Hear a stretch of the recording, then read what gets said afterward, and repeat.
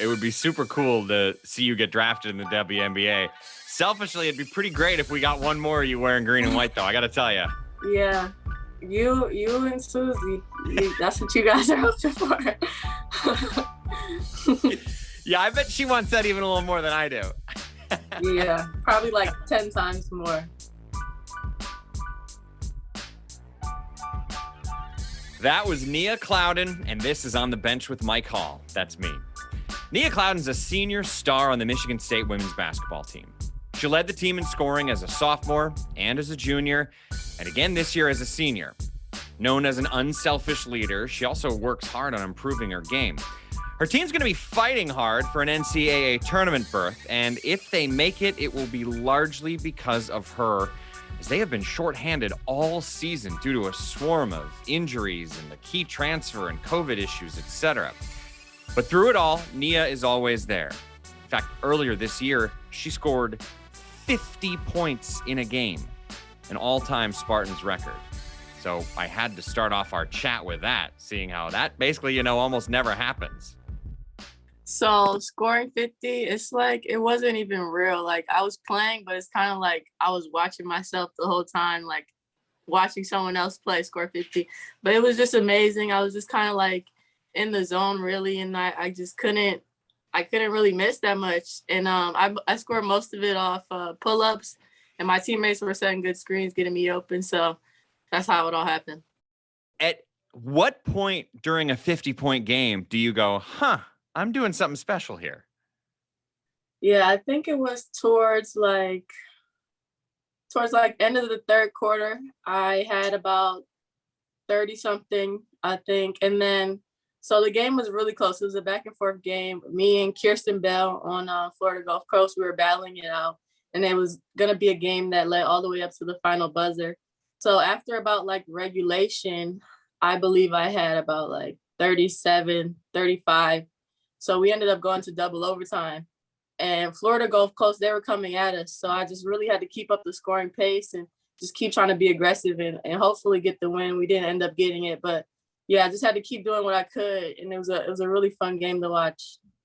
And I bet because it was such a close game, you didn't get to have like those fun moments where one of your teammates like, you're at 40, keep going. Right. Yeah, no, there wasn't really any of that. But I did know the whole time because on the scoreboard, it was right on there, and the scoreboard was so big. So just looking up at the score, I could see how many points I had. And everybody was excited. And when I had 50, they definitely celebrated a little more, but we were still locked in trying to win. Yeah. When did it hit you? Like only two other players in the history of the Big Ten have done what you did. When did that moment hit you? It kind of hit me a couple of days later. So when it happened, it was just crazy, kind of like surreal. Like it didn't really hit me yet. And we still had to play again the next morning. So it was a quick turnaround. But after a couple of days, and I kept getting so many messages from people, Spartan alums, Magic Johnson, Miles Bridges, Denzel Valentine. So that's when it really kind of hit me, when I was just on Twitter, on social media, and it was a really big deal. And then even last year, I was watching when Nias scored 50, and that was just like crazy to watch someone else do it. And for me to do it, it was just a really big accomplishment. What did Magic say to you? He just said, congrats on breaking the record, because it was the record for program history for men's and women's. And I believe the person who held it was one of his teammates from the 70s. So, yeah, he just gave me a shout out on Twitter and said, congrats. That's wild. So you had that incredible moment. You guys have also had injuries. You've had transfer losses. You've had COVID issues. On the whole, how do you describe what this season has been like? I would say this season has been really unpredictable. Like you mentioned, we had two major injuries to two of our predicted starters early in the year, to Julia Ayrault and Tori Osment. And then some more people got injured along the way, like Moira Joyner, and then even Iceline Alexander just a couple of days ago to get injured closing out the season. And then transfers as well. But it's been really unpredictable because we've had games where we've shown, despite all this happening, we can still come out and compete with anybody. And then we've had games where we kind of dropped the ball and and didn't get the job done. So it's just been really unpredictable, but I've still been having a really good time and fun with my teammates in this last year. Does it feel like, was there at some point, are you just like, stop it, like a punch in the gut? Like you lose those two at the beginning and you're fine. And then it's joiner comes and COVID. Like at one point were you or your teammates just like, what are we supposed to do? Yeah, it was really like that so Julia had got her a week before the season, and then Tori got her like 3 days after. And I remember we were just with you at media day, and it was just like the day after that. So it was around then. And then also when Didi had contracted COVID, another one of our guards had contracted COVID. So it was just like me and Matilda left playing the guard spot. When we were playing Nebraska, we were really like undermanned. So that's when it was really like, we can't catch a break, but we just got to keep fighting and keep trucking through. Yeah. You lost Eliza Winston to transfer. How did that hit you personally? Yeah, personally, it just made me have to adjust a lot more, step into an even bigger role on the court than I was before. And then I kind of had to switch gears from starting at the point guard to starting at the two and playing the two for the rest of the season. So it was really just, obviously we are missing Eliza, and she was a really good player for us, but it was just about adjusting and being able to work on the fly since it happened mid-season. Yeah. You mentioned a moment ago, Matilda. How has Matilda Ek grown? Because this is her first year as a college player. How have you seen her grow from the beginning of the season to where she is now? Yeah, she's grown a lot. She's definitely stepped up into her role. I'd say especially during the Big Ten season, which is kind of like crazy as a freshman to be able to play really well in the Big Ten season and even better than you were in the preseason. So she's really been doing a good job. I don't think of her as a freshman. She got to play some professional basketball in Sweden while in high school. So she's just really good. She works hard, and she's grown a lot off the court too, with being vocal and even trying to be a leader as a freshman. You know, you've got such a good taste of what it's like to be a leader. Could you be a coach one day? I don't want to coach. Yeah. I would say I could probably be like a trainer. I think if I had to do it and if I was like in the headspace to coach, I think I could, but that's just not something I really see myself doing. But you could see yourself being a trainer? Yeah, because I've worked out with my own personal trainer since I was like 11, so I kind of know like what I need to do to improve certain things, especially on offense. So I think I could be able to teach that to somebody else. I like that. Where does the name Nia come from? My mom, she came up with the name, and my older sister, her name is Imani. So Imani and Nia are both days of Kwanzaa, and they're both Swahili. So she kind of carried off of my sister's name and found another name that kind of fit me. And then it also has a meaning, which is really cool. So Nia means purpose. And I really try to live by that and have a purpose in the things I do. And my mom and dad, they really thought into our names. That's really cool. Thanks. Have you ever run into another Nia? Yeah. A couple times back home, but like the first time I really knew another Nia personally was my freshman year, and my first 2 years we had another player on the team, Nia Holly. Where does Clouden come from? I don't think I've ever met anyone with the last name of Clouden. Yeah, I hadn't either until recently. Somebody DM'd me on Instagram thinking that we were related because we're both last name Clouden, and it's like so rare. So I think we might actually be related. I'll have to dive into that more. I'm not sure. But yeah, my dad, that's his last name and his family name. And so that's how I got it. But yeah, I've never seen anybody else's last name either. And I really like it. I think it's pretty cool. I do too. It's a very cool last name. It's nothing boring like Merchant. But speaking of, what do I not know about your head coach, Susie Merchant? You probably don't know that she has like a celebration dance move for everything. She doesn't pull it out in game because she's being serious. She's in coach mode. But she has a celebration for everything. She really likes this one, hands over her head, jumping up and down. But yeah, she has some moves. She has some moves. Now, are we talking like in the locker room and she won't do it on the court dance moves? Yeah. Yeah, that's when she pulls it out in the locker room or in practice, but not usually on game day. Okay, I need more moves. So you've got the hands over the head, jumping up and down. What's another Susie dance move? I can't even do them that well because they're pretty old school. But anytime Michael Jackson is on or anybody like that, you can look over on the side and she'll be doing her thing. And is this just after a win, or if like you're playing, ping pong against her or something and she wins, she'll break it out? Oh, it's anything. It's practice. It's ping pong. It's us chilling at her house in the backyard and there's music playing. When things aren't stressful like a game, she's just a really cool, fun person to be around. Yeah. Is she a trash talker? A little bit. I think it's just with like certain people because she trash talks me because she knows that I'll get mad and then results will probably happen. But she has different motivations for different people. So I know me and my roommate now, who was a former player, Marjika Cook, we used to trash talk each other all the time in practice. And then Susie would butt in and then sometimes she would tell us to shut up and stop talking to each other. But yeah, she's a trash talker a little bit. What was Susie like when she recruited you? When she recruited me, I just got this vibe of like a genuine person, somebody who wasn't gonna lie to me or steer me in the wrong direction.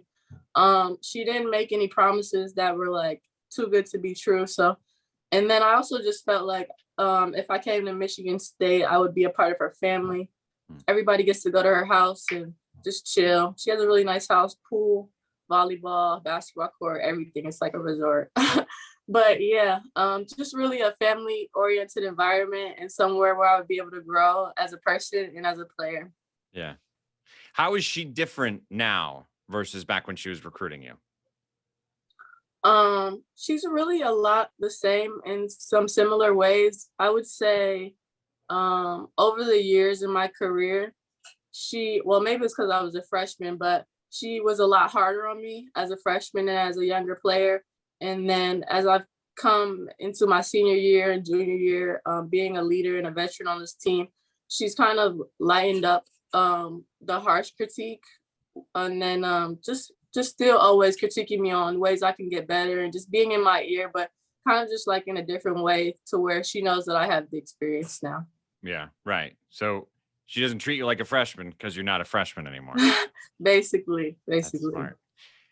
In your time in the Big Ten, who's the toughest person you ever had to guard? That's a good question. I need to think about that for a second. I'm going to say I would say for me personally, being a guard, I'm going to say the toughest matchup has been Ashley Owusu from Maryland. Because she is really quick and can get downhill. She has a really good handle. And then she has good size. So me being smaller than her, it's really hard to guard her if she tries to post me up or if she gets to the basket and try to contest the shot. So yeah, I would say that is the matchup. And then it's also just really fun to play against her and play against Maryland too, being that I'm from Maryland. So it's always fun to play against them. And I know a couple of them over there. Yeah. Yeah, I'm sure that adds a layer. I was wondering, I was thinking of the names you might bring up, and I was wondering how many we'd get to before we get to Caitlin Clark. What's it like guarding her? It's a challenge. She makes it hard because she can shoot, she can drive, she can pass. You can't play off of her when she doesn't have the ball. So it's just a combination of really just like picking your poison because at the end of the day, she's usually always going to get what she has, get her averages in, and get other people involved. So I think really when playing Iowa, it's about trying to contain everybody else, but there's a bunch of shooters around her. So they're a really good team. And she just has a killer mentality. She knows when to take over and she's a really good player. So she's definitely up there on the list.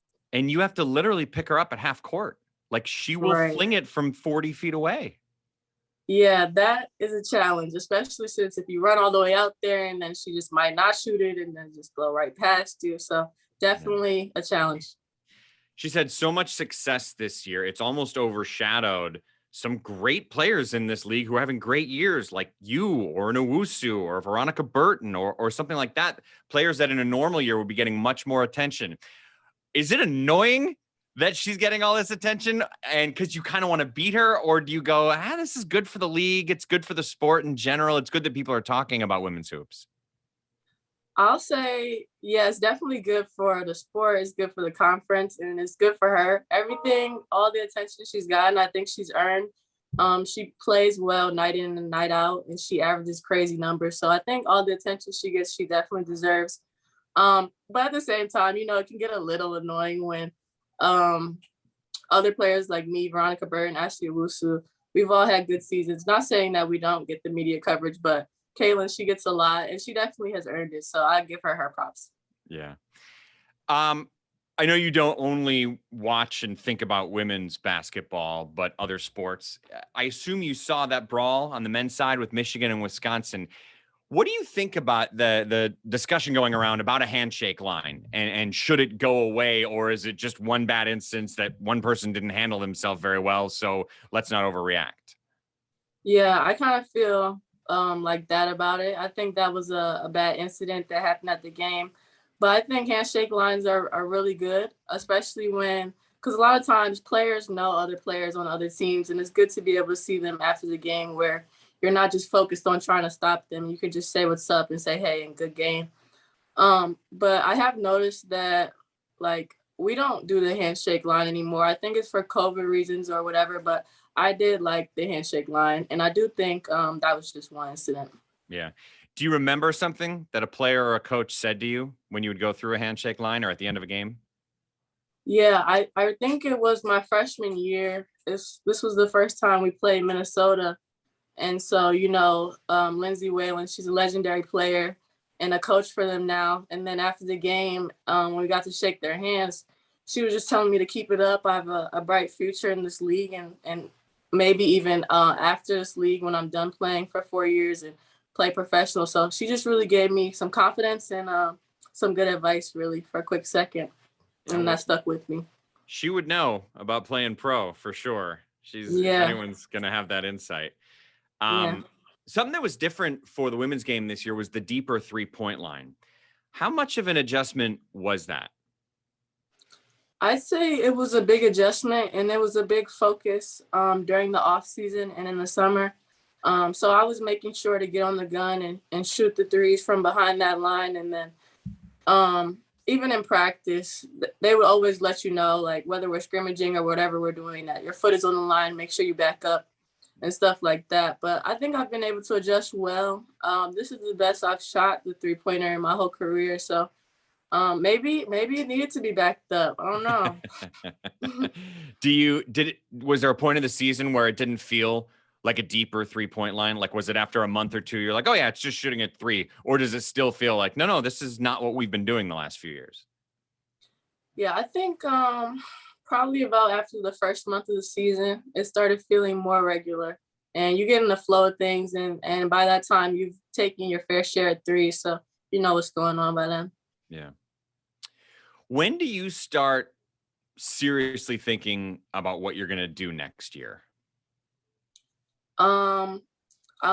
Really after the season, whenever our season is over, I'm going to focus on my next steps, 100%. I've obviously thought about it here and there, but I just really want to stay focused on finishing the season out with my team and giving them everything I have to try and win these last games. But after the season will definitely be when I focus more on making my next steps. And what do you think your options will be? I definitely think I have the option to play professionally and enter the WNBA draft. I think I have the option to come back and play here at Michigan State again if I want to. I have the option to play overseas. So I think, God willing, injury-free, I'll be just fine. See, I'm debating what is cooler. It would be super cool to see you get drafted in the WNBA. Selfishly, it'd be pretty great if we got one more of you wearing green and white, though. I got to tell you. Yeah. You and Susie, that's what you guys are hoping for. Yeah, I bet she wants that even a little more than I do. Yeah, probably 10 times more.